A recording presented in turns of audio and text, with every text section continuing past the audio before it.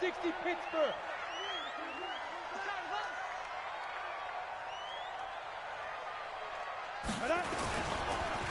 Now Balaj. And they've got it in the red zone now, down at about the 19. A nice run there, 9 yards, and it'll be second down. Pretty effective run there, and now they can start to smell that end zone. Pound the rock. Make sure you use your O-line to set the tone of dominance and physicality, and pound the rock. The previous run, good for 9. Here's second and a yard. Check 48's the mic. Check 48's the mic. I can't believe they let you play. I can't believe they even let you play. 48's the mic. Ready? Now Marino. That is caught at the 7. It's a pickup of 17. I think a lot of people ask the same question all the time. Why do we see so many slants in the red zone? Well, the windows are tighter. Everything's more condensed. It has to be quicker, and you've got to deliver the ball on time. Your biggest worry? Ball gets tipped in the air, because if that happens, then it's fair game for the defense. That is caught at the 7-yard line. And he will take it in for a Dolphins touchdown. A 2-yard touchdown grab as his guys are on the board here in this first quarter. Extra point up and good by Sanders, and we are tied at 7.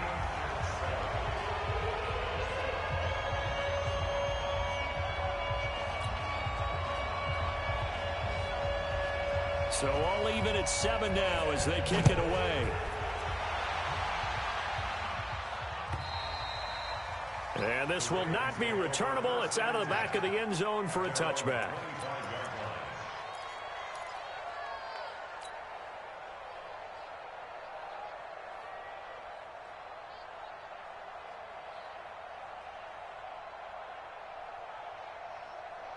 The offense now at the line, ready for their next drive. And they had the fumble last time that led to a touchdown. That's a no-no. We'll see what they do here this go-around. A big no-no. Put that in capital letters. Turning it over, the other team takes it down and scores. That can be a deflator for a football team. Now it's up to the offense to get back out on the field. Ball on the 30. They'll come up with a 2nd and 5. They'll fake the give to Ingram. Now Jackson. Flushed out right. On the run. He'll let this go deep right side. And that'll be incomplete. Good protection that time, and they couldn't hook up on the long one. Now it's 3rd down.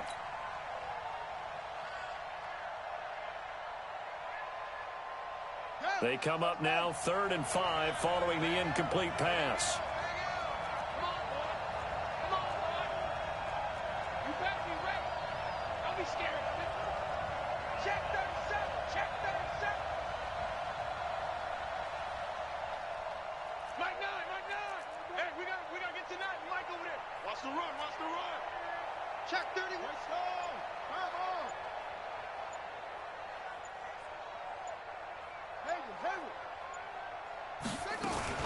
From the gun, Jackson. And he finds Safarian Jenkins. And he will have a first down as they get him to the ground at the 37. First catch of the new season for him, and he picks up the first. These two teams all tied after one. Raven football here as we begin quarter number 2, as they've got it with a 1st and 10.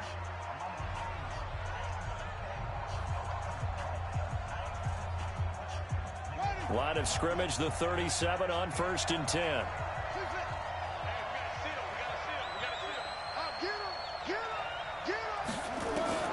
From the gun, it's Jackson. Looking left side, and he's got a man. That's Ingram. And this winds up a pickup of 2, maybe 2.5 to about the 39. I know most of the time when the ball's in the air, you're thinking wide receiver, tight end, but running backs, they can be a big part of any passing offense nowadays. Off the play fake, here's Jackson.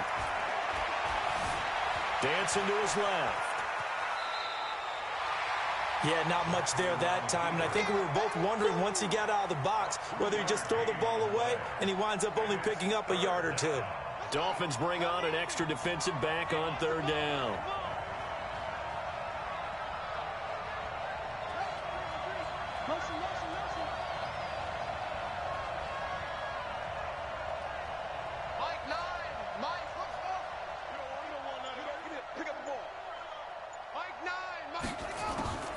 From the gun, Jackson.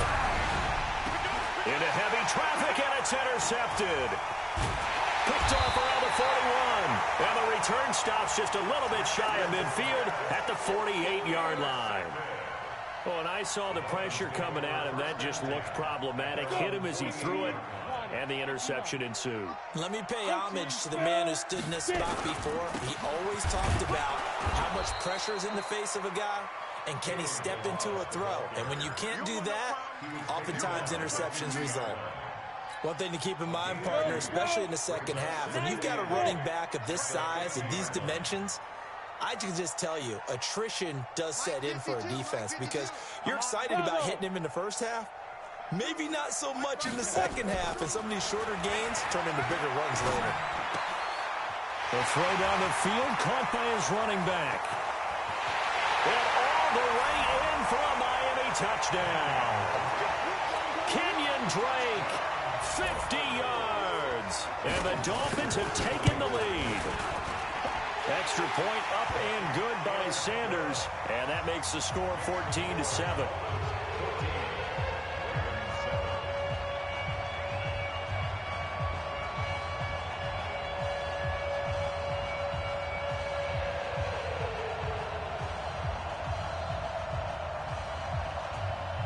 The kickoff team on the field now as they will send this one away.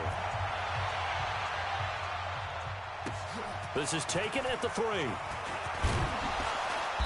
And he'll bring it a few past the 20 to the 23-yard line.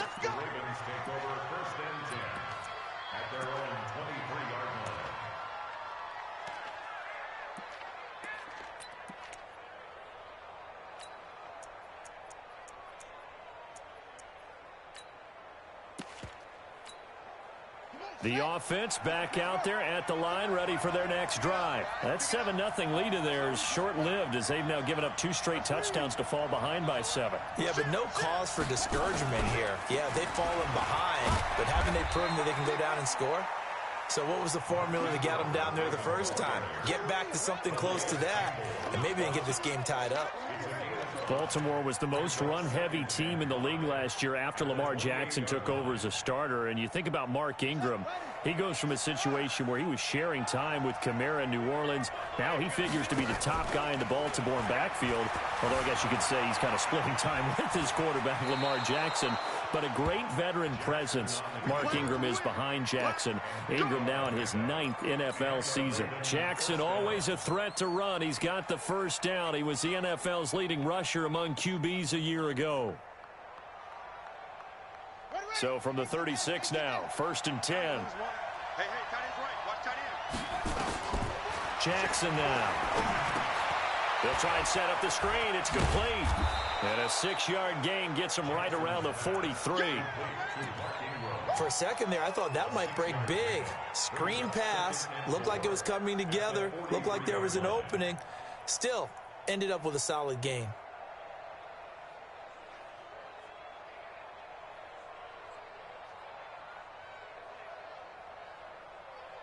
Six yards was the pickup on the last completion, so here's 2nd and 4.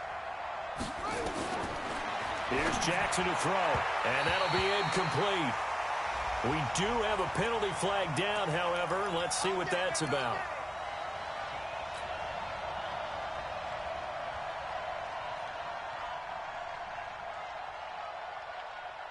Here we go. It's the flag. Here we go. Let's bring it. Let's go. Let's bring it. Let's bring it.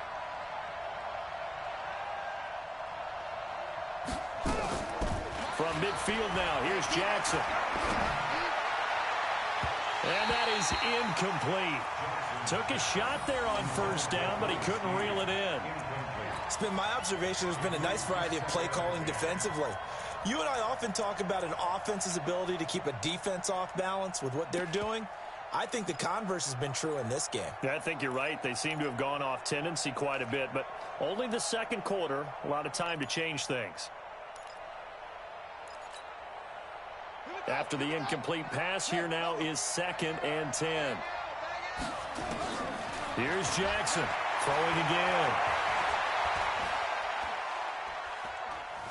Being chased out left. And a big loss here as he's taken down. He didn't get rid of the football there, took the sack, although that's easier said than done. He can't just chuck the thing sideways into the seats. No, he really can't, because you're not afforded total protection as a quarterback. You have to get outside of the tackle boxes as defined by the NFL, meaning wherever your tackles operate normally, get outside of that, and the ball that you throw has to get back to at least the line of scrimmage. Otherwise, you're facing it. And time finally runs out. He can't get rid of the football, and he's taken down. One thing that I liked about this guy during the draft process was his motor. Of course, I loved his skills, but he plays hard on every down. And that motor on full display there as he gets his first NFL sack. And that one hits a little too close to the goal line, and it continues into the end zone for a touchback. The Dolphins at the line ready for their next drive. And their last 2 drives both ending in touchdowns. It's got them this 14-7 lead. And it looks to me, and I think you're probably seeing the exact same thing, they're in an ideal spot now to create some separation. The way that they're functioning on offense now, they can create a pretty good gap, allows their defense to play with a little more verve and confidence. That big article in the paper this morning about them stringing possessions together for consecutive touchdowns. Well, right here, they're trying to make it 3 in a row. Check 48's the mic. Fair. Switch it. Come on, switch it. Now. On 2nd and 7, Marino going deep here for Parker. And got his man complete. We've hit the 2-minute mark of the second quarter. 14-7.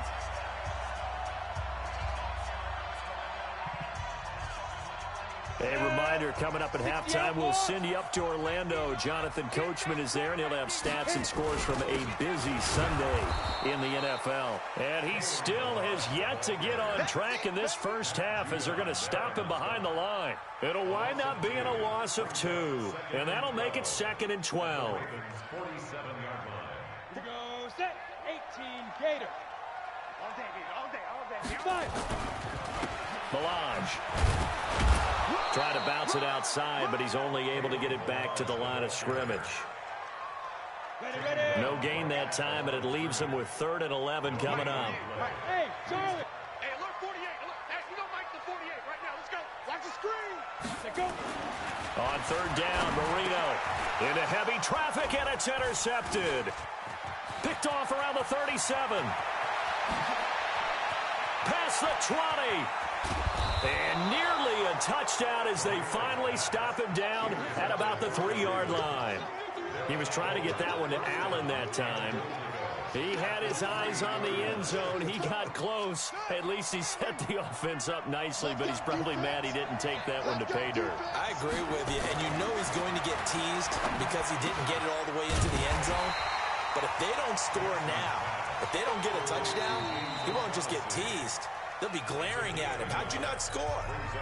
Now the Dolphins going to burn the first of their timeouts as they get the stoppage with just under 50 seconds remaining in half number 1. To throw again on 2nd down, Jackson. And he will find Hurst in the end zone. Touchdown, Ravens. 2 yards on the touchdown there as they are an extra point away now from tying this football game. And he missed it. No good. And they'll remain down by a point.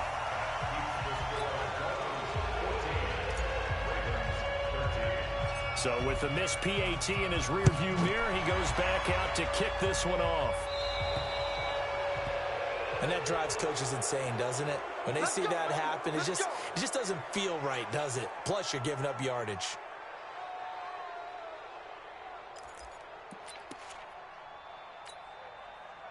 First down, Miami, as they get set to start the drive. And there are parts of their last drive they'd like to emulate. Of course, they'd like to forget the ending, the interception. But they did put together, Charles, a nice sustained drive to get him down the field. Yeah, and unfortunately for them, the only thing that matters is part 2, right? Because once they threw the interception and finished off the drive. 52's the mic, boy. 52. All right, T. Let's all right, T. Check 26. Check. Look at me. Zipper. Marino sets up. Then second timeout, as the clock will stop with 33 seconds to go in the first half. So from the 39 now, they'll come up on a 1st and 10. To throw is Marino. Wilson snags it left side. And he'll take this into the end zone for a Dolphins touchdown.